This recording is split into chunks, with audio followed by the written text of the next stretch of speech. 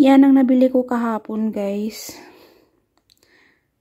So, may binigay sa akin yung amo ko. Allowance ko. Not expected. Yan, nakalabas ako kahapon mag-isa. Mag-isa nga lang. Punta ng Manama. Yan. Nabili ko kung di lang ako nagpigil, guys. Ang dami ko sanang nabili. Kaso, mahal kasi.